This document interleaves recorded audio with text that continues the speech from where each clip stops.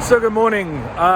This morning I am actually going to answer a question because I'm out on the streets, and it's one of the questions I just got recently that said, if I was attacked by somebody, how would I defend myself? And if I beat the person up, would I be worried about getting into prison? Well, funny thing is, that has happened to me before, to the extent that I remember being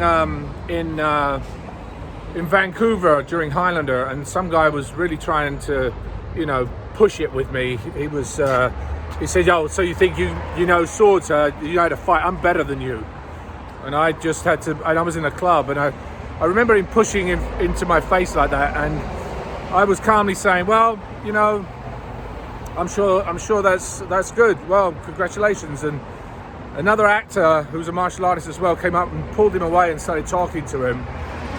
And he said, at the end, in another 2 minutes, he came back again. He said, "Yeah, well, I'm leaving now, but I can still take you." And I said, "I'm sure you could."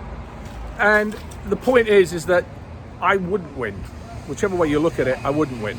Purely and simply, I'm going to get a lot of noise there. Purely and simply because, if I lost, the guy would have said, "Well, I beat the Highlander up, therefore he would have won that." If I'd won, I would have been taken to court. That said, there was another time that I'll mention at some other point, but that said, I wouldn't hesitate. If my children or anybody else did, I wouldn't hesitate. I would take the person out in a heartbeat if I could, because it's not about me, it's about my family. So justifiably, it would be to the point where you would defend yourself and then see whether the courts were on your side. But I wouldn't worry about that at that time, because it's the same thing. Somebody pulls out a gun, what are you going to do? Say, shoot me? Because otherwise, if I don't do anything, I'm going to end up in jail. So, there's that point of it as well to look at. What do you guys think? I mean, it's a tough decision to be in.